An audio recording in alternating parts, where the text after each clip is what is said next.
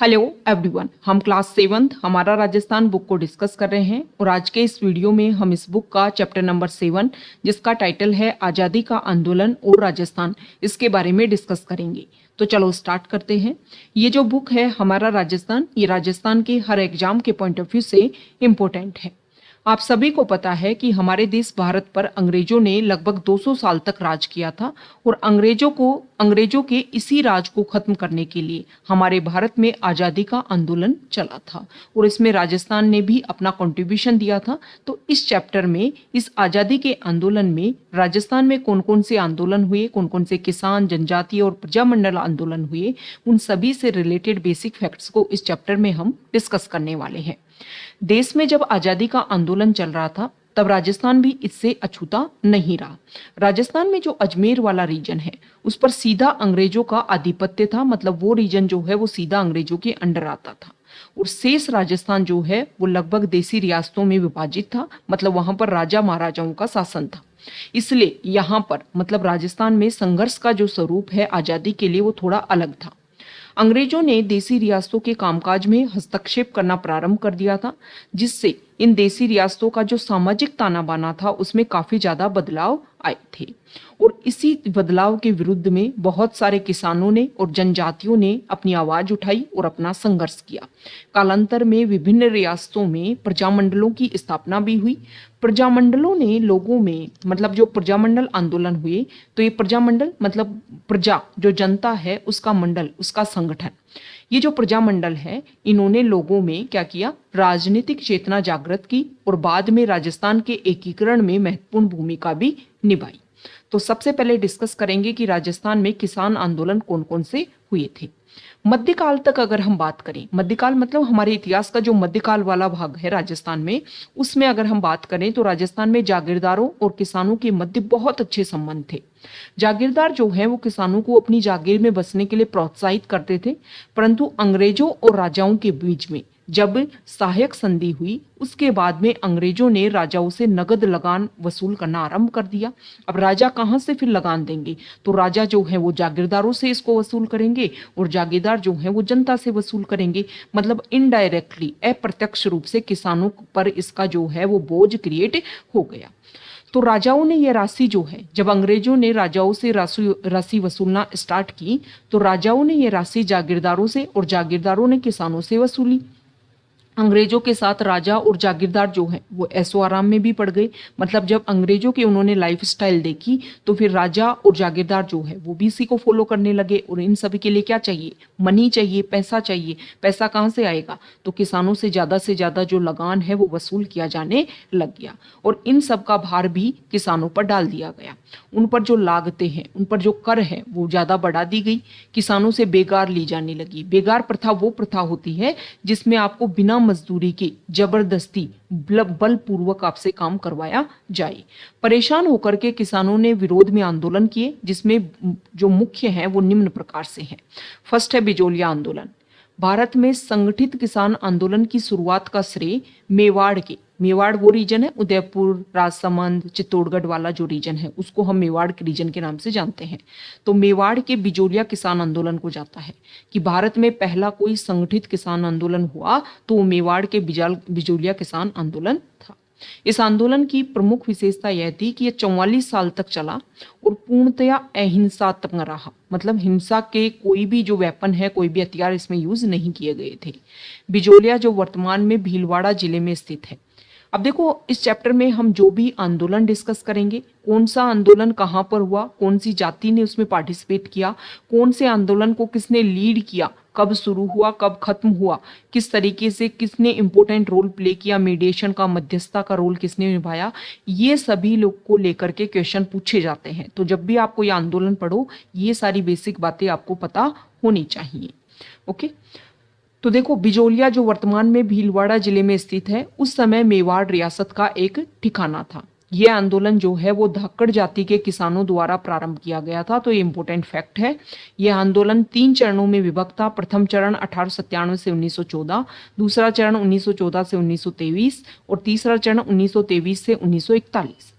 1897 ईस्वी में राव कृष्ण सिंह के समय बिजोलिया की जनता से 84 प्रकार की लागतें ली जाती थी। अतः किसानों के प्रतिनिधि नानजी और ठाकरी पटेल ने मेवाड़ महाराणा से इसकी शिकायत की। अब जब मेवाड़ महाराणा से शिकायत की गई तो ये जो ठिकानेदार थे वो इससे नाराज हुए। मतलब नाराज राव ने, जो राव कृष्ण सिंह जी जो तो हैं, वो इससे नाराज हो गए और इसके कुछ समय के बाद में ही उन्होंने वहां की जनता पर चौरी कर भी लगा दिया। चौरी कर क्या होता है? बेटी की शादी के टाइम जो है वो कर जो लिया जाता है उसको लगा दिया गया। किसानों के विरोध के बाद चौरी कर की लागत माफ कर दी गई और लगान में छूट भी दी गई।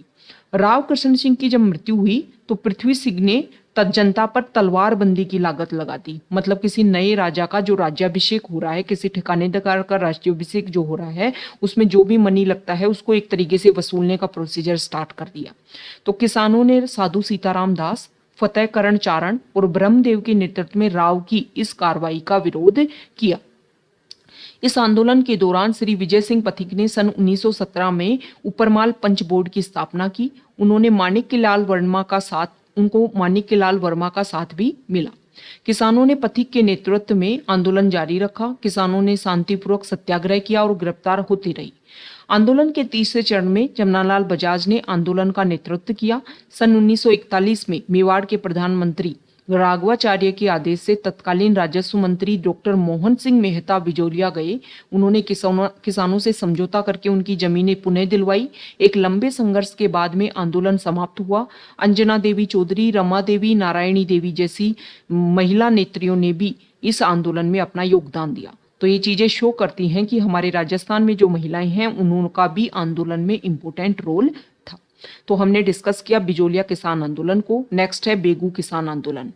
बिजोलिया किसान आंदोलन की सफलता से उत्साहित होकर के मेवाड़ जो देसी रियासत थी उसी का जो बेगू ठिकाना है उसके किसानों ने भी जागीरदार के अत्याचारों के खिलाफ में अपनी आवाज उठाई। किसान मेनाल नामक स्थान पर एकत्र हुए और पथिक से नेतृत्व करने का आग्रह किया। विजय सिंह पथिक से, पथिक जी के आदेश से रामनारायण चौधरी ने इन किसानों का नेतृत्व किया और लंबे संघर्ष के बाद में किसानों एवं राजा अनूप सिंह के मध्य समझौता हुआ, जिसे मेवाड़ सरकार और रेजिडेंट ने मानने से इनकार कर दिया। सरकार ने जांच हेतु रेवेन्यू कमिश्नर ट्रेंच को भेजा। रेवेन्यू कमिश्नर ट्रेंच ने गोविंदपुरा में एकत्र किसानों पर गोलियां चलाने और गांवों को जलाने का आदेश दे दिया। रूपाजी व कृपाजी धाकड़ जो है वो घटनास्थल पर ही मारे गए। कई किसान घायल और गिरफ्तार हुए। अंत में प्रशासन को झुकना पड़ा। 53 में से 34 लागतें जो है वो समाप्त कर दी गई और बेगार प्रथा पर रोक लगाई गई। नेक्स्ट है बूंदी किसान आंदोलन। सन 1926 में पंडित नैनूराम राम नारायण चौधरी और हरिभाई किंकर के नेतृत्व में बूंदी के किसानों ने भी लागबाग और बेगार के विरुद्ध आंदोलन छेड़ा। बूंदी के बरड़ में पुलिस ने एकत्र किसानों पर गोली चला दी और जिसके घटना स्थल पर ही नानक भील की मृत्यु हो गई। अनेक स्त्रियां व बच्चे भी घायल हुए। बूंदी राज्य सरकार द्वारा 1943 में किसानों की मांगे स्वीकार करने पर आंदोलन की समाप्ति हुई। नेक्स्ट है अलवर किसान आंदोलन नींबूचाणा। अलवर राज्य में जंगली सूअर किसानों की फसलों को नुकसान पहुंचाते थे। उस एरिया में जंगली सूअर जो है उनकी संख्या काफी ज्यादा थी, तो किसानों की जो फसल है उसको आकर के वो नष्ट कर देते थे। तो किसानों ने 1921 में सूअर मारने की अनुमति को लेकर के आंदोलन किया। सन 1925 में अलवर महाराजा जयसिंह द्वारा की गई लगान वृद्धि के विरुद्ध किसानों ने नींबूचाणा गांव में एक सभा का आयोजन किया और सभा पर गोली चलाने से सैकड़ों किसान, स्त्रियां और बच्चे मारे गए। अनेक घरों को जला भी दिया गया। अनेक पशु जलकर मर गए। गांधी जी ने इस घटना की आलोचना करते हुए राजस्थान का जलियांवाला बाग हत्याकांड कहा। तो गांधी जी ने कौन से आंदोलन को जलियांवाला बाग हत्याकांड कहा, ये आपको पता होना चाहिए। तो इस तरीके के क्वेश्चन भी पूछ लिए जाते हैं कि किसने किस चीज को लेकर के क्या स्टेटमेंट दिया था, किसने किसको क्या नाम से बोला गया। तो ये सारी चीजें भी क्वेश्चन में पूछी जाती हैं, एग्जाम में पूछी जाती हैं। नेक्स्ट है सीकर किसान आंदोलन। सीकर जयपुर राज्य का बड़ा ठिकाना था। ठाकुर कल्याण सिंह ने पूर्व ठाकुर की मृत्यु पर खर्चे के लिए लगान में वृद्धि कर दी। वर्षा की, देखो उस समय क्या होता था कि मान लो राज्य के ऊपर या ठिकाने के ऊपर कोई जो खर्चा है वो बढ़ा, तो एक तरीके से जो लागत है, जो कर है उसको बढ़ा दिया जाता था कि इस मनी को जो है किसानों से वसूला जाए। तो आप सभी को पता है राजस्थान का मैप अगर आप जानते हो तो शेखावटी वाला जो रीजन है, मतलब सीकर वाला जो रीजन है, वहां पर तो बारिश वैसे ही कम होती है। तो वहां पर वर्षा की कमी होने पर लगान की दरें जो है फिर भी कम नहीं की, मतलब वर्षा नहीं हुई, जब किसानों की उपज ही नहीं हुई तो वो कहां से आपको लगान देंगे। लेकिन फिर भी जो दर है मतलब कर जो है उसको कम नहीं किया। तो किसानों ने इसका तीव्र विरोध किया। ठिकानेदार ने निर्मम अत्याचार किए, किसान जो है वो लेकिन हताश नहीं हुए। किसानों ने शांतिपूर्वक प्रदर्शन कर गोलियां चलाई गई किसानों के ऊपर, किसानों के शांतिपूर्ण प्रदर्शन पर गोलियां चलाई गई। इस आंदोलन की चर्चा लंदन के हाउस ऑफ कॉमन्स में भी हुई।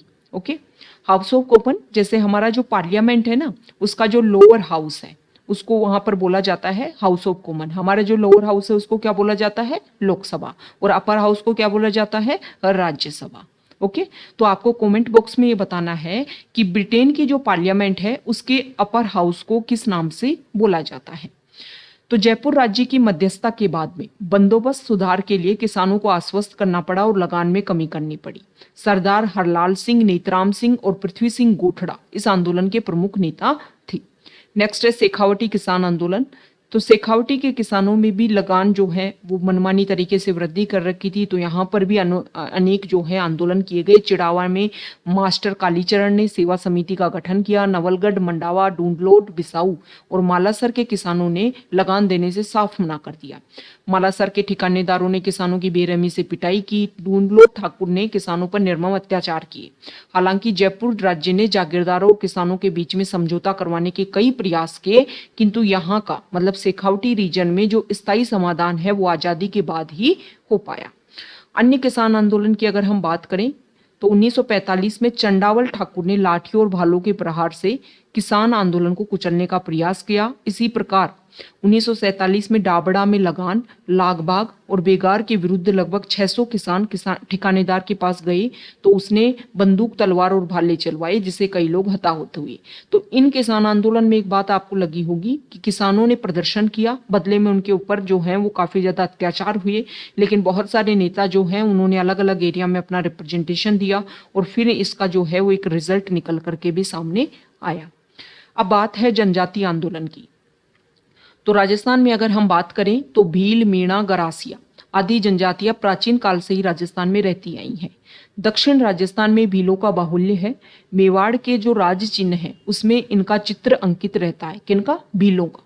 जयपुर और उसके आसपास के क्षेत्र में मीणा जाति का बाहुल्य है, परंतु समय के फेर से ये जो जातियां जो हमारे समाज में काफी इंपॉर्टेंट इनका रोल था, वो ये बहादुर जातियां जो हैं वो सामाजिक और आर्थिक दृष्टि से पिछड़ गई। अंग्रेजी काल में मतलब अंग्रेजों के शासन काल में इनका काफी ज्यादा शोषण हुआ और उसी काल में कुछ जनसेवकों और समाज सुधारकों ने इन जनजातियों को जागृत किया। तो इसी को लेकर के कुछ आंदोलन हुए। पहला आंदोलन है भील आंदोलन। भीलों में जागृति की विचारधारा का प्रसार करने में गोविंद गुरु की महत्वपूर्ण भूमिका रही। उन्होंने संप सभा की स्थापना की। अब किस नेता ने या कौन से हमारे इंपोर्टेंट लीडर जो हैं उन्होंने कौन से ऑर्गेनाइजेशन को, कौन सी सभा की, कौन से संगठन की स्थापना की, ये भी आपको पता होना चाहिए। तो गोविंद गुरु ने बेगार और अनुचित लागतें न देने के लिए भीलों को जागृत किया। 1913 में मानगढ़ पहाड़ी पर आश्विन सुदी पूर्णिमा को संप सभा का अधिवेशन हो रहा था। तब अंग्रेजी सेना ने पहाड़ी को चारों तरफ से घेर करके गोलियां चलाई। घटना स्थल पर ही हजारों आदिवासी मारे गए और घायल हुए। इसे भगत आंदोलन भी कहा जाता है। आदिवासी जातियों के दूसरे मसीहा मोतीलाल तेजावत थे। मतलब एक तो हमने डिस्कस किया गोविंद गिरी के बारे में, अब हम देखते हैं कि दूसरे नेता है मोतीलाल तेजावत। तो चित्तौड़गढ़ के मात्र कुंडिया में तेजावत ने किसानों व आदिवासियों को बेगार, लगान और अत्याचार आदि के विरुद्ध संघर्ष करने का आह्वान किया। आंदोलन को गति देने के लिए एकता पर बल दिया, इसलिए इस आंदोलन को एक ही आंदोलन भी कहा जाता है। एक ही आंदोलन को गति देने के लिए हजारों आदिवासी उदयपुर में एकत्र हुए और महाराणा को 21 सूत्रीय मांग पत्र दिया गया। इस मांग पत्र को मेवाड़ की पुकार कहा गया। मेवाड़ की पुकार किसको कहा जाता है तो ये आपको पता होना चाहिए। महाराणा ने तत्काल जो है वो 18 मांगे मान ली। देवल, डूंगरपुर और बांसवाड़ा में भीलों को संगठित करने का श्रेय भोगीलाल पांड्या और हरिदेव जोशी को जाता है। नेक्स्ट आंदोलन है मीणा जनजाति आंदोलन। मीणा जनजाति के एक वर्ग को अंग्रेजी शासन ने शांति व्यवस्था की जिम्मेदारी दे रखी थी। मीणा लोग क्या करते थे कि उनको चौकीदारी करने और बदले में गांव वालों से उनको कर जो है वो वसूलना होता था। ये मीणा जो है वो चौकीदार मीणा कहलाई। अब राज्य में धीरे धीरे फिर चोरी डकैती के जो केसेज हैं वो बढ़ने लगे, तो अक्सर इन्हीं मीणाओं को जो है वो इसके लिए जिम्मेदार ठहराया जाने लगा। कि फिर लेकिन जो है जब जांच होती तो चोरी का माल बरामद नहीं होता, तो लेकिन फिर भी उन्हीं मीनाओं से उस माल की कीमत वसूली जाने लगी। मतलब जमा आपके पास में मिला भी नहीं, लेकिन फिर भी आपसे ही वसूली की जा रही है। तो इससे क्या हुआ, कुछ लोग जो है वो आपराधिक कार्यों में संलग्न होने लगे। सरकार ने 1924 में क्रिमिनल ट्राइब्स एक्ट के तहत 12 वर्ष से अधिक आयु के मीणा जाति के लोगों को प्रतिदिन समीप के थाने में उपस्थिति देने के लिए पाबंद किया गया। इन कारणों से मीणाओं में असंतोष फैला और मीणा समाज में व्याप्त बुराइयों, जरायम पेशा जैसे कठोर कानूनों को हटवाने और चौकीदारी प्रथा समाप्त करने के लिए आंदोलन चलाया गया। आजादी के बाद सन 1952 में जाकर जरायम पेशा कानून जो है वो समाप्त हुआ। तो हमने बात की किसान आंदोलन की, फिर हमने बात की जनजातीय आंदोलन की, अब हम बात करेंगे प्रजामंडल आंदोलन की। तो प्रजामंडल का अर्थ है प्रजा का मंडल अथवा संगठन। राजस्थान में प्रजामंडलों ने महत्वपूर्ण भूमिका निभाई। पंडित जवाहरलाल नेहरू ने कहा कि किसी स्थान पर जन आंदोलन तभी आरंभ हो सकता है जब वहां की जनता तैयार हो। जन आंदोलन के संचालन का दायित्व जनता को दिया गया और राजस्थान की विभिन्न रियासतों में प्रजामंडलों का गठन किया गया। फर्स्ट है मारवाड़ प्रजामंडल। तो जयनारायण व्यास ने जोधपुर में 1934 में मारवाड़ प्रजामंडल की स्थापना की। किसने कौन से प्रजामंडल की स्थापना की पता होना चाहिए। भंवरलाल सर्राफ जो हैं वो इसके अध्यक्ष बने। प्रजामंडल आंदोलन को गति देने के लिए 1938 में रणछोड़ दास गट्टारी की अध्यक्षता में मारवाड़ लोक परिषद का गठन हुआ। नेक्स्ट है जयपुर प्रजामंडल। 1931 में कर्पूर चंद पारगी और जमनालाल बजाज के प्रयासों से जयपुर प्रजामंडल की स्थापना हुई। यह राजस्थान का प्रथम प्रजामंडल था। 1936 में जयपुर प्रजामंडल का पुनर्गठन हुआ। जयपुर में चिरंजी लाल मिश्र के नेतृत्व में प्रजामंडल ने कार्य करना प्रारंभ किया। सन 1938 में जमनालाल बजाज की अध्यक्षता में पहला अधिवेशन हुआ। बाद में हीरालाल शास्त्री भी इसके अध्यक्ष बने। प्रजामंडल ने रियासत में उत्तरदायी शासन की स्थापना की मांग की।